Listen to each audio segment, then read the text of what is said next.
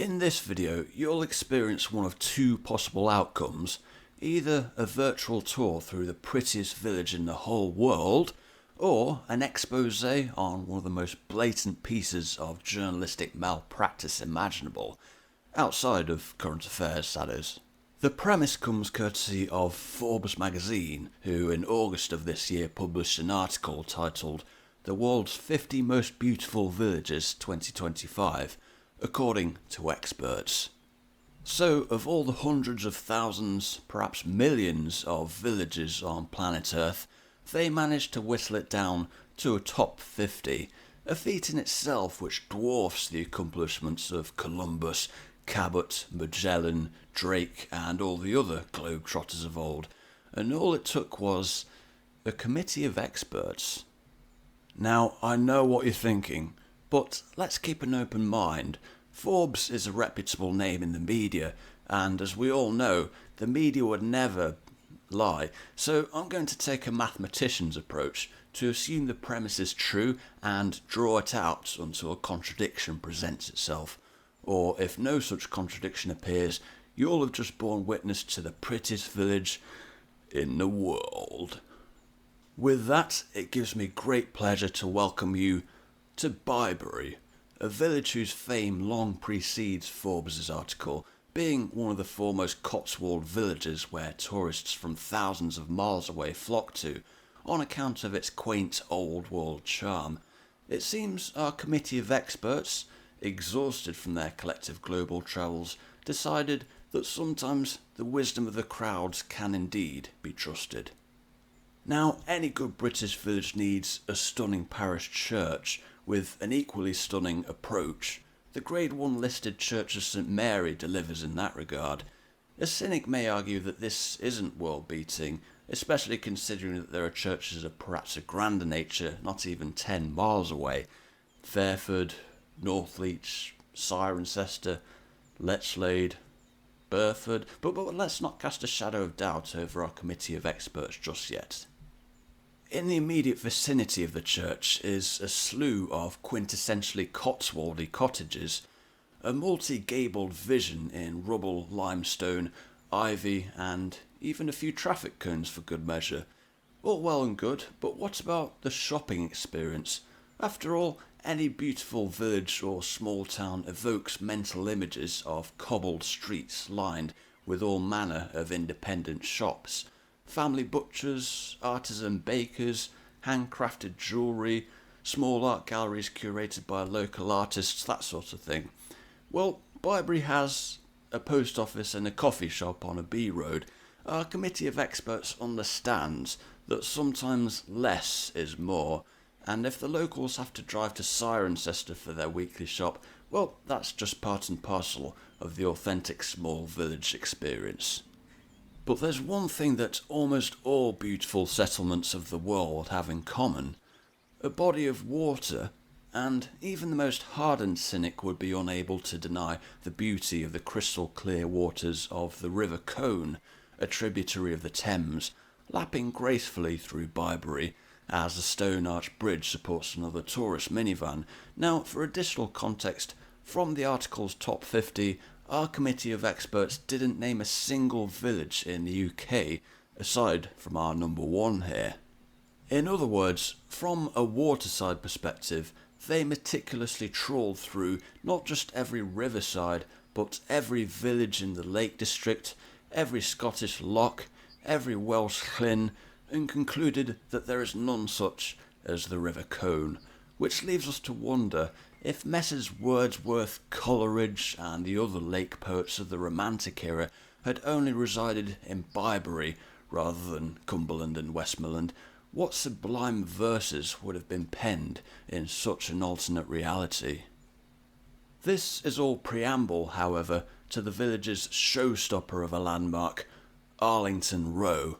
Originally a 14th century wool store and later a series of weavers' cottages in the 17th century, this is claimed to be one of the most photographed streets in the country. It's even been used in the inside cover of some of the older British passports, although you probably recognise it mainly from the various Getty images doing the rounds with the saturation whacked all the way up to the level of TV set from the 90s you're having a hard time tuning in. Our committee of experts decided then that of all the most breathtaking of vistas in the British Isles, be they a rugged Scottish mountain range, a Welsh harbourside castle, or a Cornish headland overlooking a fishing village for instance, none can compare to this residential street next to a ditch. And yes, the houses are privately owned. And if all this hasn't quite convinced you yet that this is the world's most beautiful village, well, Byberry has one final ace up its sleeve. To any men watching who'd like to spice up or rekindle their love life with a special someone, I've good news, because Byberry has a trout farm. No longer do you have to shell out for a gondola ride down the Grand Canal or a Parisian sunset from Montmartre. You can now look your partner in the eye and proclaim, "Honey, I discovered this trout farm in Gloucestershire, and I thought of you."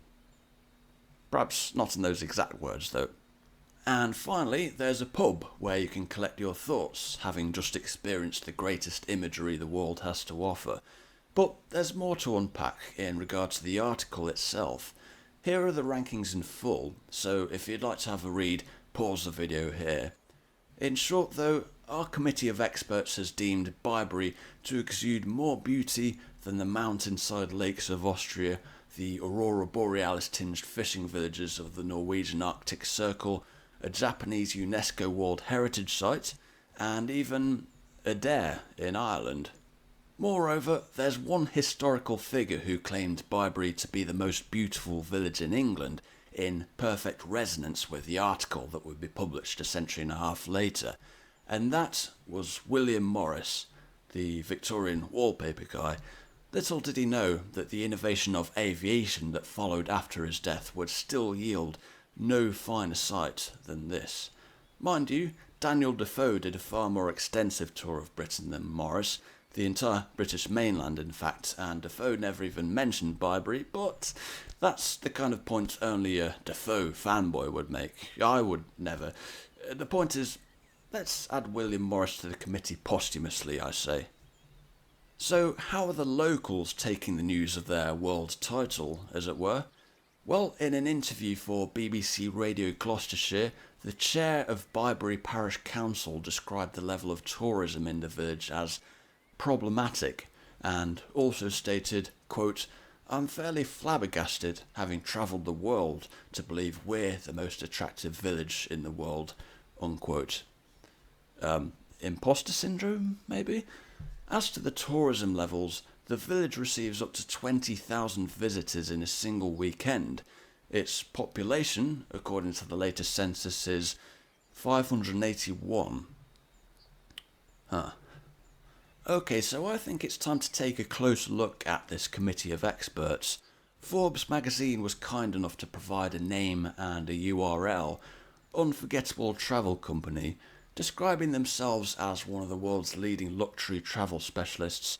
They run private tours for thousands of pounds per person. Conflict of interest, you say? Nah. Their tours cater to all corners of the British Isles.